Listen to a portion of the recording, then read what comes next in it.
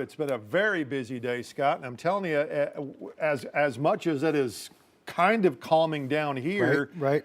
our friends to the east of us, not so much. Yeah, not so much. Really concerned with what we're seeing in central parts of the state. More on that in a moment. Those winds today, goodness, and they're still breezy out there even this evening. They are coming down, but slowly but surely. We're at 32-mile-per-hour gust in Bentonville, 36 Siloam. That's at the airport there off east side of town. 33, that's the current wind gust we've got in Fort Smith.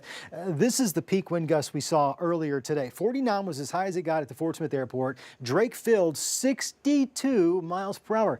These aren't thunderstorm winds. These were non-thunderstorm winds. Gosh, 45 at Poto, 47 at Rogers Executive, 60 at XNA there in Highfield.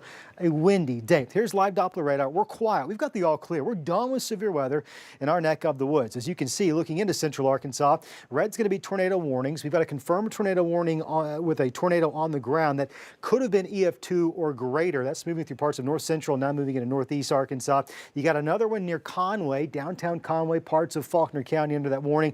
A severe thunderstorm coming out of Hot Springs, getting ready to move in the Little Rock Metro. Another towards Arkadelphia. All those got fired up as they were exiting our viewing area. We dodged a big bullet when it comes to severe storms. There's no questioning that. How about the weekend forecast? It's going to be a lot quieter. That's some good news, right? 47 overnight tonight, 65. It's going to be a cooler weekend. We got a cold front that's eventually going to slide on through.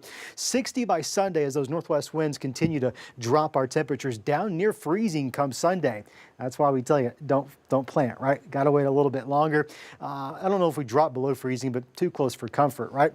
In the River Valley, 68 tomorrow afternoon. We're going to have a few showers, I think, in the River Valley the first part of tomorrow. We'll track those on Futurecast here coming up. 40 Sunday morning, 65 in the afternoon. Sunday's the pick of the weekend, but I'll tell you, not overall that bad. It's going to be a pretty decent weekend. Right now, temperatures in the 60s. We got 70s out there. Places like Boonville still sitting at 75 degrees. Springdale at 68. Spiro, good evening to you folks there, also at 68 degrees.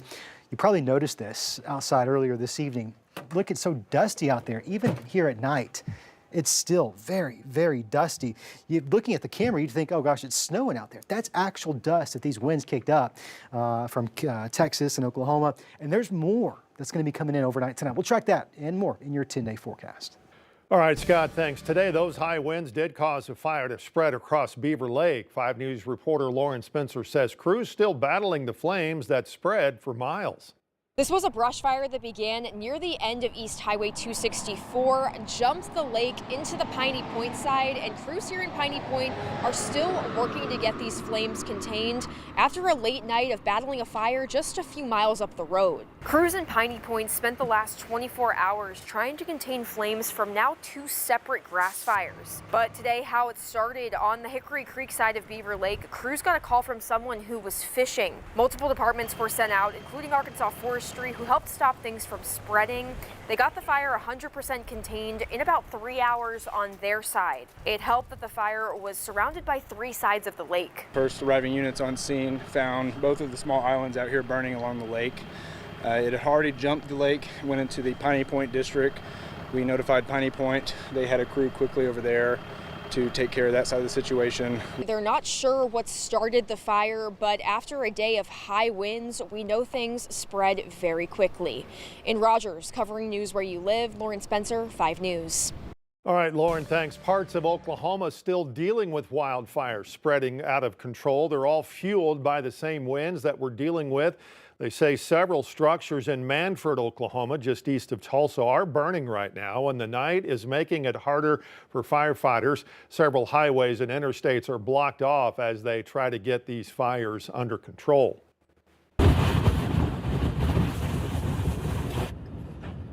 Listen to that. In Texas, just south of Amarillo, the dust and wind caused a pileup on Interstate 27. Several cars, trucks, SUVs, even a few 18-wheelers appeared heavily damaged in the wake of the widespread and damaging winds. We're told there were some injuries from this accident. It's not, though, clear how many people were hurt. Tonight, we're learning a total of 10 people have now been arrested after that deadly shooting in Rogers last weekend. It happened near a home along South B Street. 41-year-old Andres Fonseca was rushed to a hospital where he died from his injuries. According to court documents, he was shot at least 9 times. Benton County prosecutors say 5 of the defendants are juveniles, but the state has decided to charge them as adults. All except Noel Gates are facing capital murder charges. Gates is facing 2 charges, hindering apprehension and soliciting a minor to join a gang. Prosecutors add they believe that Gates is part of the Pachuco gang. In Fort Smith, a man is in the hospital still after a stabbing this morning. It happened at a home on North 14th Street.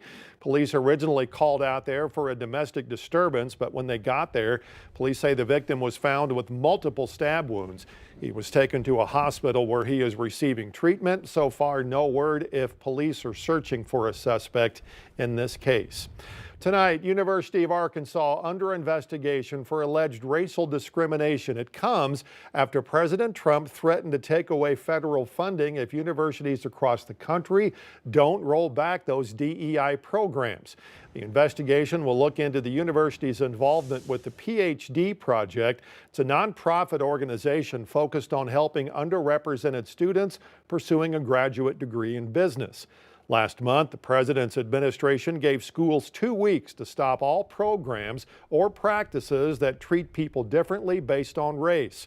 According to the memo from the U.S. Department of Education, that includes any classes that teach about systemic racism, scholarships, college admissions, student organizations, and more.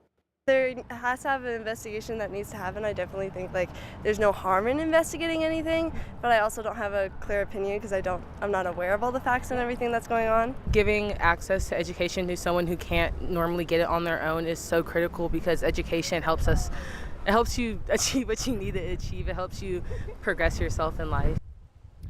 We did reach out to the U of A for an interview. They sent us a statement saying we are aware and are working to gather the facts. We look forward to working with the Department of Education to make sure we're in compliance with applicable laws.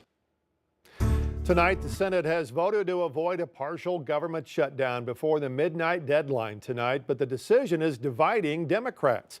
Senate Democrats were faced with a decision to either vote to advance the Republican spending bill that pushes President Trump's agenda or risk a shutdown. Some Democrats have sharply criticized support for the bill and pressured Democratic senators to vote against that measure.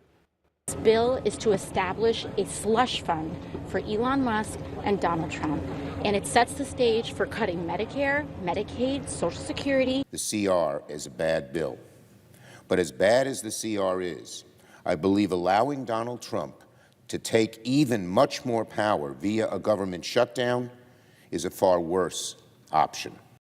That measure now heading to the president's desk for his signature. It's been one of the largest fundraisers for the United Way of Fort Smith area, and this year it's going to take on a new look. For 5 years, the United Way Classic has welcomed more than 120 professional men golfers each year from the All-Pro Tour. In that first 5 years, we were able to raise over $400,000 for our local community, and that's through sponsorships and just the community that really rallies around this. Shay Foldberry is the United Way of Fort Smith area CEO and says this year the Classic will welcome more than 120 women professional golfers. These are LPGA hopefuls, so these are very good golfers, and it's going to be a unique opportunity for our Fort Smith community. So why the change? If it was the excitement of what the ladies bring, a lot of other tours, locations on the All-Pro Tour had pivoted actually and said, we did the same thing our first 5 years, and then we pivoted to the women's, and we've seen so much success with that and how much the community comes out and rallies behind these ladies. And we thought, we've already done 5 years of the men's. Let's see what this transition would look like. Tournament, by the way, scheduled to start May 5th at Hardscrabble Country Club in Fort Smith. Volunteers are needed. You can learn more about that on the United Way's webpage.